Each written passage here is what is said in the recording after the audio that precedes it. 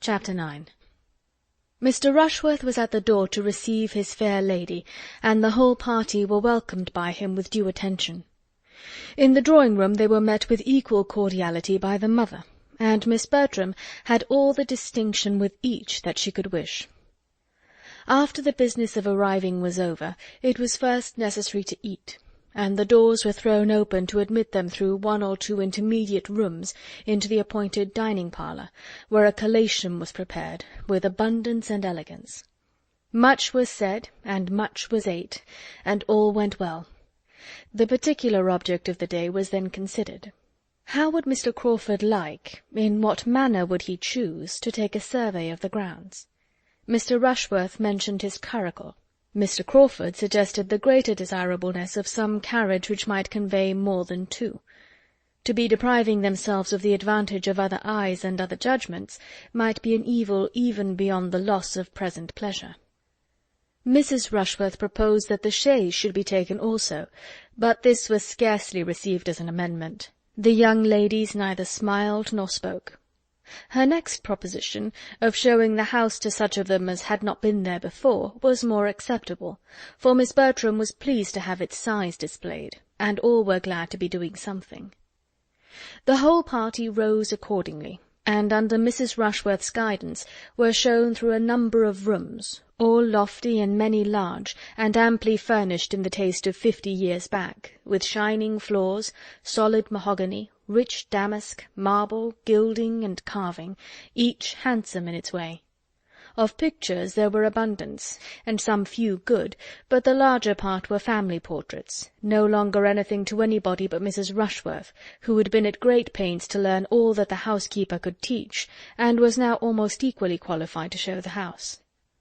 On the present occasion she addressed herself chiefly to Miss Crawford and Fanny, but there was no comparison in the willingness of their attention, for Miss Crawford, who had seen scores of great houses and cared for none of them, had only the appearance of civilly listening, while Fanny, to whom everything was almost as interesting as it was new, attended with unaffected earnestness to all that Mrs. Rushworth could relate of the family in former times, its rise and grandeur, regal visits and loyal efforts, delighted to connect anything with history already known, or warm her imagination with scenes of the past. The situation of the house excluded the possibility of much prospect from any of the rooms, and while Fanny and some of the others were attending Mrs. Rushworth, Henry Crawford was looking grave and shaking his head at the windows. Every room on the west front looked across a lawn to the beginning of the avenue immediately beyond tall iron palisades and gates. Having visited many more rooms than could be supposed to be of any other use than to contribute to the window tax, and find employment for housemaids, "Now," said Mrs. Rushworth, "we are coming to the chapel, which properly we ought to enter from above, and look down upon, but as we are quite among friends, I will take you in this way, if you will excuse me." They entered. Fanny's imagination had prepared her for something grander than a mere spacious oblong room, fitted up for the purpose of devotion, with nothing more striking or more solemn than the profusion of mahogany and the crimson velvet cushions appearing over the ledge of the family gallery above. "I am disappointed," said she in a low voice to Edmund. "This is not my idea of a chapel. There is nothing awful here, nothing melancholy, nothing grand. There are no aisles, no arches, no inscriptions, no banners. No banners, cousin, to be blown by the night wind of heaven, no signs that a Scottish monarch sleeps below." "You forget, Fanny, how lately all this has been built, and for how confined a purpose, compared with the old chapels of castles and monasteries. It was only for the private use of the family. They have been buried, I suppose, in the parish church. There you must look for the banners and the achievements." "It was foolish of me not to think of all that, but I am disappointed." Mrs. Rushworth began her relation. "This chapel was fitted up as you see it, in James the 2nd's time. Before that period, as I understand, the pews were only wainscot, and there is some reason to think that the linings and cushions of the pulpit and family seat were only purple cloth, but this is not quite certain. It is a handsome chapel, and was formerly in constant use, both morning and evening. Prayers were always read in it by the domestic chaplain, within the memory of many, but the late Mr. Rushworth left it off. "Every generation has its improvements," said Miss Crawford, with a smile, to Edmund. Mrs. Rushworth had gone to repeat her lesson to Mr. Crawford, and Edmund, Fanny, and Miss Crawford remained in a cluster together. "It is a pity," cried Fanny, "that the custom should have been discontinued. It was a valuable part of former times. There is something in a chapel and chaplain so much in character with a great house, with one's ideas of what such a household should be. A whole family assembling regularly for the purpose of prayer is fine." "Very fine indeed," said Miss Crawford, laughing. "It must do the heads of the family a great deal of good to force all the poor housemaids and footmen to leave business and pleasure, and say their prayers here twice a day, while they are inventing excuses themselves for staying away." "That is hardly Fanny's idea of a family assembling," said Edmund. "If the master and mistress do not attend themselves, there must be more harm than good in the custom." "At any rate, it is safer to leave people to their own devices on such subjects. Everybody likes to go their own way, to choose their own time and manner of devotion. The obligation of attendance, the formality, the restraint, the length of time, altogether it is a formidable thing, and what nobody likes. And if the good people who used to kneel and gape in that gallery could have foreseen that the time would ever come when men and women might lie another 10 minutes in bed, when they woke with a headache, without danger of reprobation, because chapel was missed, they would have jumped with joy and envy. Cannot you imagine with what unwilling feelings the former belles of the house of Rushworth did many a time repair to this chapel? The young Mrs. Elinors and Mrs. Bridgets, starched up into seeming piety, but with heads full of something very different, especially if the poor chaplain were not worth looking at. And in those days I fancy parsons were very inferior even to what they are now."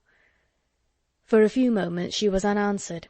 Fanny coloured and looked at Edmund, but felt too angry for speech, and he needed a little recollection before he could say, "Your lively mind can hardly be serious even on serious subjects.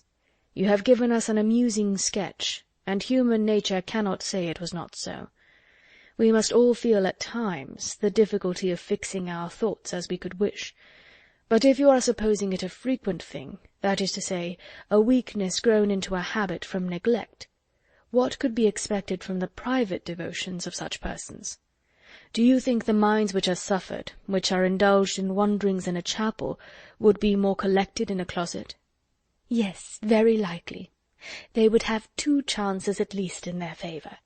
There would be less to distract the attention from without, and it would not be tried so long." "The mind which does not struggle against itself under one circumstance would find objects to distract it in the other, I believe, and the influence of the place and of example may often rouse better feelings than are begun with. The greater length of the service, however, I admit to be sometimes too hard a stretch upon the mind. One wishes it were not so, but I have not yet left Oxford long enough to forget what chapel prayers are." While this was passing, the rest of the party being scattered about the chapel, Julia called Mr. Crawford's attention to her sister by saying, "Do look at Mr. Rushworth and Maria standing side by side, exactly as if the ceremony were going to be performed. Have not they completely the air of it?" Mr. Crawford smiled his acquiescence, and stepping forward to Maria, said, in a voice which she only could hear, "I do not like to see Miss Bertram so near the altar." Starting, the lady instinctively moved a step or two, but recovering herself in a moment, affected to laugh, and asked him, in a tone not much louder, if he would give her away. "I am afraid I should do it very awkwardly," was his reply, with a look of meaning. Julia, joining them at the moment, carried on the joke.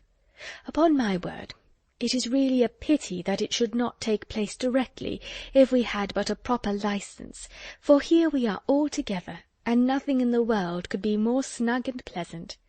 And she talked and laughed about it with so little caution as to catch the comprehension of Mr. Rushworth and his mother, and expose her sister to the whispered gallantries of her lover, while Mrs. Rushworth spoke with proper smiles and dignity of its being a most happy event to her whenever it took place.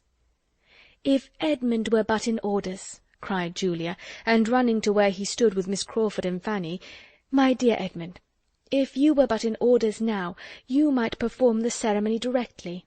How unlucky that you are not ordained! Mr. Rushworth and Maria are quite ready." Miss Crawford's countenance, as Julia spoke, might have amused a disinterested observer. She looked almost aghast under the new idea she was receiving. Fanny pitied her. "How distressed she will be at what she said just now," passed across her mind. "Ordained?" said Miss Crawford. "What, are you to be a clergyman?" "Yes. I shall take orders soon after my father's return, probably at Christmas." Miss Crawford, rallying her spirits and recovering her complexion, replied only, "If I had known this before, I would have spoken of the cloth with more respect," and turned the subject. The chapel was soon afterwards left to the silence and stillness which reigned in it with few interruptions throughout the year. Miss Bertram, displeased with her sister, led the way, and all seemed to feel that they had been there long enough. The lower part of the house had now been entirely shown, and Mrs. Rushworth, never weary in the cause, would have proceeded towards the principal staircase, and taken them through all the rooms above, if her son had not interposed with a doubt of there being time enough. "For if," said he, with the sort of self-evident proposition which many a clearer head does not always avoid, "we are too long going over the house, we shall not have time for what is to be done out of doors. It is past 2, and we are to dine at 5. Mrs. Rushworth submitted, and the question of surveying the grounds, with the who and the how, was likely to be more fully agitated, and Mrs. Norris was beginning to arrange by what junction of carriages and horses most could be done, when the young people, meeting with an outward door, temptingly open on a flight of steps which led immediately to turf and shrubs, and all the sweets of pleasure grounds, as by one impulse, one wish for air and liberty, all walked out. "Suppose we turn down here for the present," said Mrs. Rushworth, civilly taking the hint and following them. "Here are the greatest number of our plants, and here are the curious pheasants." "Query," said Mr. Crawford, looking round him, "whether we may not find something to employ us here, before we go farther. I see walls of great promise. Mr. Rushworth, shall we summon a council on this lawn?" "James," said Mrs. Rushworth to her son, "I believe the wilderness will be new to all the party. The Miss Bertrams have never seen the wilderness yet." No objection was made, but for some time there seemed no inclination to move in any plan, or to any distance. All were attracted at first by the plants or the pheasants, and all dispersed about in happy independence. Mr. Crawford was the first to move forward, to examine the capabilities of that end of the house. The lawn, bounded on each side by a high wall, contained beyond the first planted area a bowling-green, and beyond the bowling-green a long terrace walk, backed by iron palisades, and commanding a view over them into the tops of the trees of the wilderness immediately adjoining. It was a good spot for fault-finding. Mr. Crawford was soon followed by Miss Bertram and Mr. Rushworth, and when after a little time the others began to form into parties, these three were found in busy consultation on the terrace by Edmund, Miss Crawford, and Fanny, who seemed as naturally to unite, and who, after a short participation of their regrets and difficulties, left them and walked on. The remaining three, Mrs. Rushworth, Mrs. Norris, and Julia, were still far behind. For Julia, whose happy star no longer prevailed, was obliged to keep by the side of Mrs. Rushworth, and restrain her impatient feet to that lady's slow pace, while her aunt, having fallen in with the housekeeper, who was come out to feed the pheasants, was lingering behind in gossip with her. Poor Julia, the only one out of the 9 not tolerably satisfied with their lot, was now in a state of complete penance, and as different from the Julia of the barouche box as could well be imagined. The politeness which she had been brought up to practice as a duty made it impossible for her to escape, while the want of that higher species of self-command, that just consideration of others, that knowledge of her own heart, that principle of right which had not formed any essential part of her education, made her miserable under it.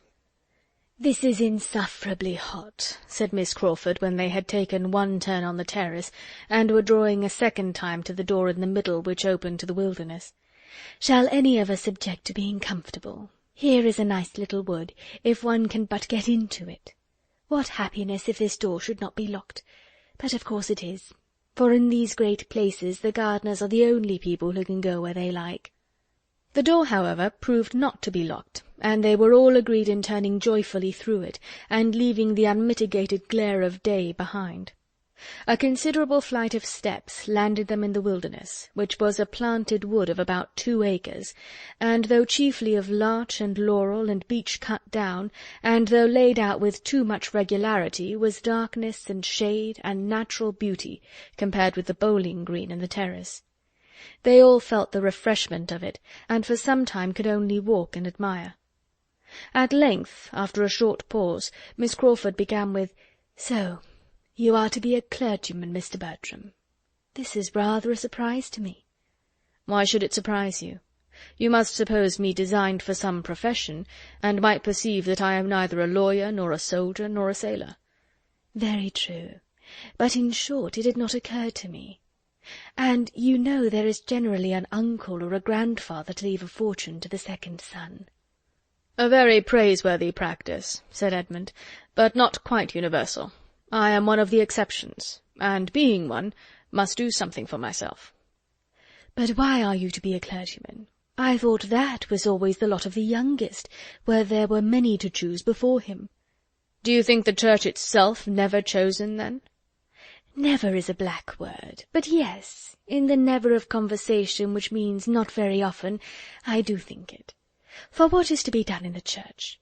Men love to distinguish themselves, and in either of the other lines distinction may be gained, but not in the Church. A clergyman is nothing." "The nothing of conversation has its gradations, I hope, as well as the never. A clergyman cannot be high in state or fashion. He must not head mobs, or set the ton in dress. But I cannot call that situation nothing which has the charge of all that is of the first importance to mankind, individually or collectively considered, temporally and eternally, which has the guardianship of religion and morals, and consequently of the manners which result from their influence. No one here can call the office nothing.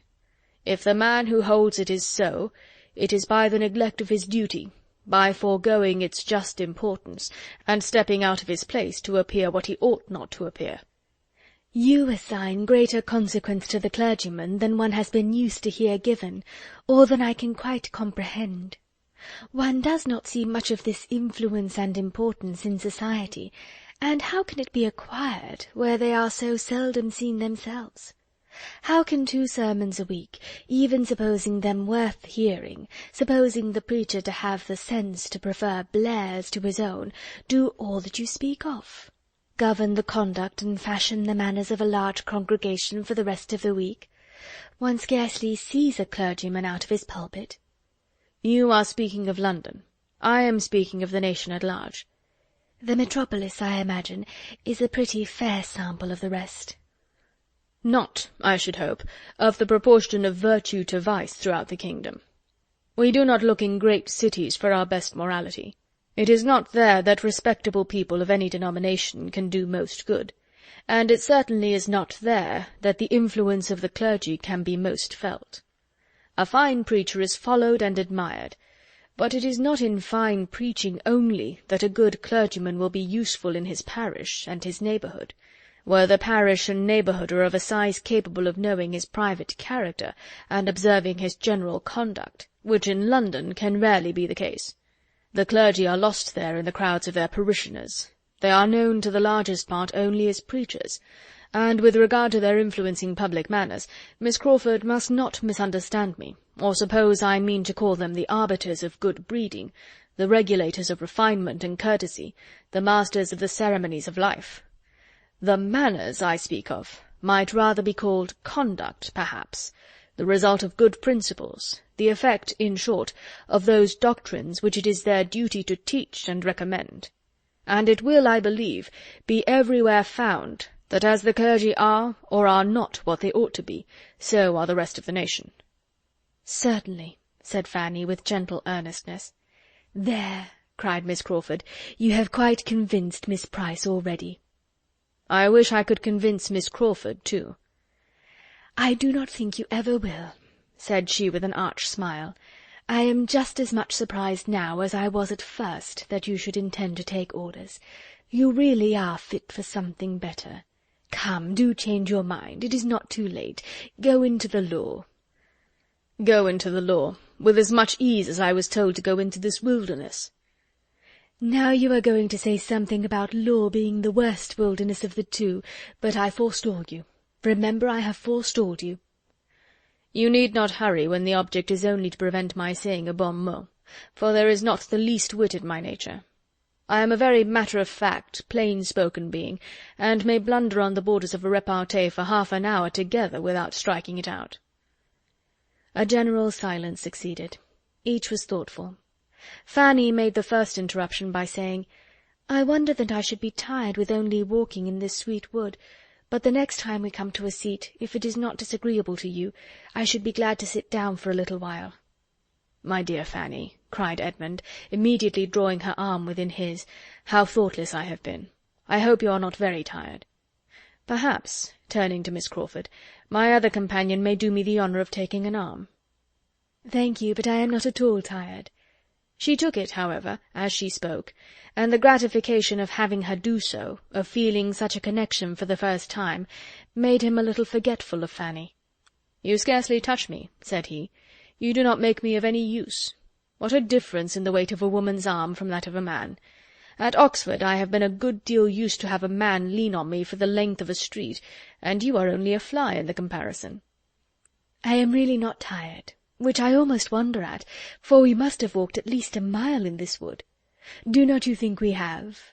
"Not half a mile," was his sturdy answer, for he was not yet so much in love as to measure distance or reckon time with feminine lawlessness. "Oh, you do not consider how much we have wound about. We have taken such a very serpentine course, and the wood itself must be half a mile long in a straight line, for we have never seen the end of it yet, since we left the first great path." "But if you remember, before we left that first great path, we saw directly to the end of it. We looked down the whole vista, and saw it closed by iron gates, and it could not have been more than a furlong in length." "Oh, I know nothing of your furlongs, but I am sure it is a very long wood, and that we have been winding in and out ever since we came into it, and therefore when I say that we have walked a mile in it, I must speak within compass." "We have been exactly a quarter of an hour here," said Edmund, taking out his watch. "Do you think we are walking 4 miles an hour?" "Oh, do not attack me with your watch. A watch is always too fast or too slow. I cannot be dictated to by a watch."